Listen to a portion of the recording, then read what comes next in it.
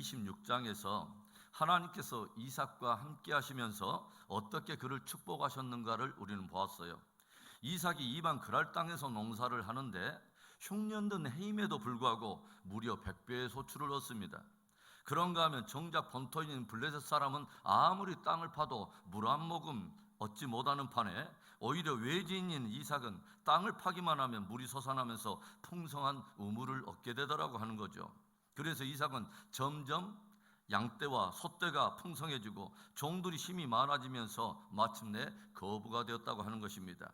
그런데 성경은 이삭이 흉년든 해임에도 불구하고 오히려 이렇게 큰 축복을 누리게 되고 거부가 된 이유와 근거를 오직 한마디로 짧게 정리를 하고 있습니다. 여호와께서 그에게 복을 주심으로.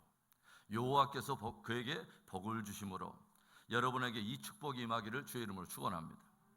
오늘 말씀은 이삭의 노년에 그의 가정에서 일어난 하나의 해프닝, 하나의 사건을 기록하여 들려주고 있는데, 오늘 우리는 이삭의 가족들에게서 다소 불신이 묻어있는 엉뚱한 모습들을 우리는 발견하게 돼요.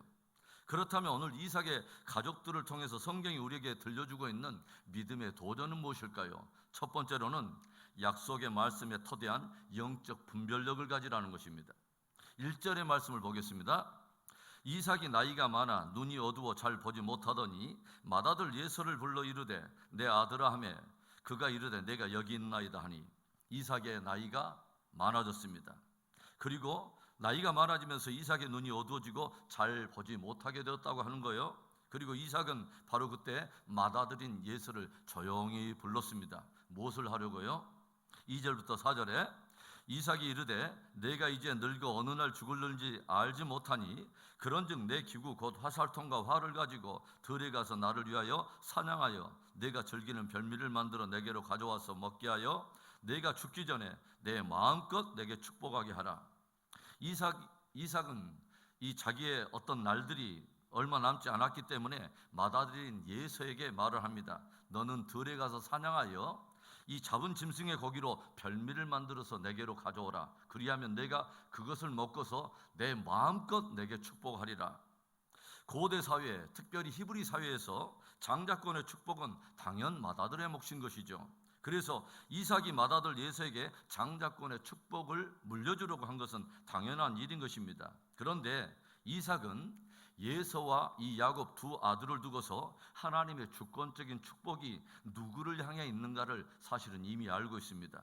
아내 리브가에게서 예서와 야곱 이 쌍둥이가 태어날 때 저들이 복중에서부터 서로 싸우자 이 문제를 들고 이삭이 하나님 앞에 기도를 하죠. 이때 하나님께서는 아주 의미 있는 말씀을 들려주세요.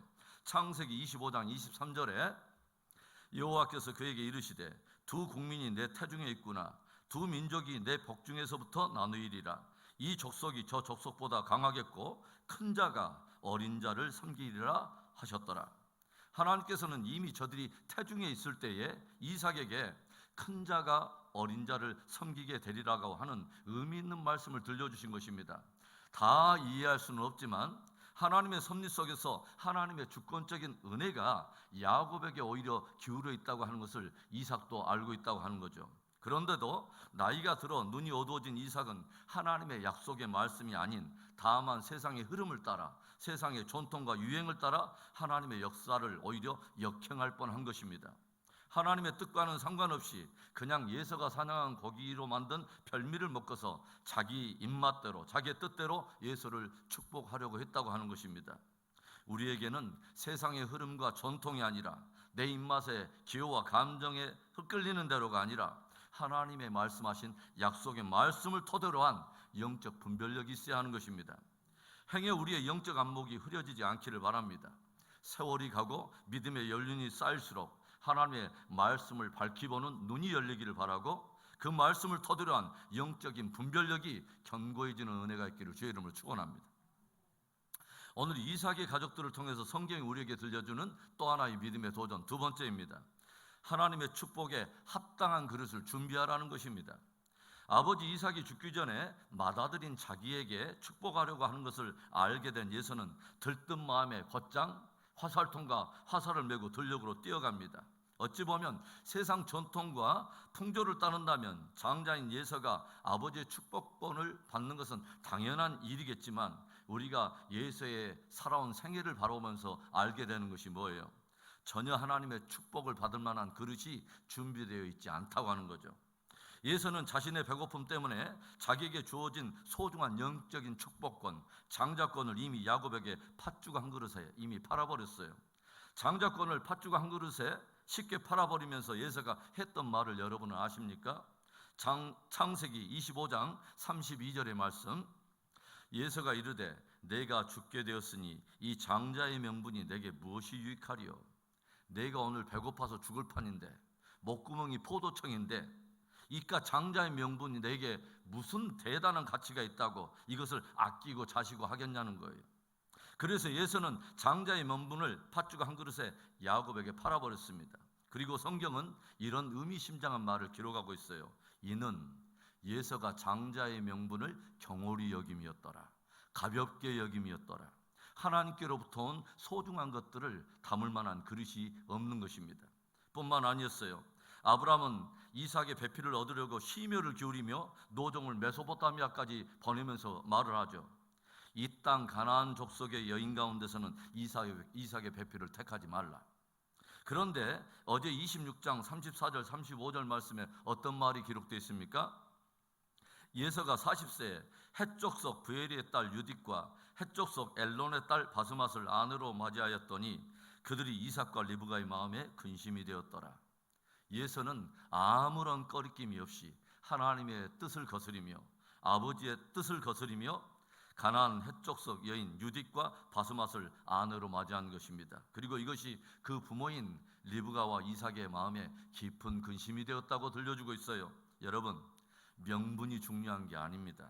명분에 합당한 그릇이 중요한 것입니다. 명분에 합당한 삶이 중요하고 명분에 합당한 신앙이 중요한 거예요. 하나님의 축복을 구하면서도 다만 그것의 축복에 합당한 그릇을 준비하지 않는다면 그것은 무의미한 일인 것이죠. 장자다운 삶이 없이 그저 장자의 명분만, 장자의 권리만 취하려고 한다면 일시적으로 반짝 별미 만들어서 명분을 취한다고 해서 그것이 무슨 대단한 의미가 있습니까? 하나님의 축복을 사모하십니까? 축복에 합당한 그릇을 준비하시기를 바랍니다.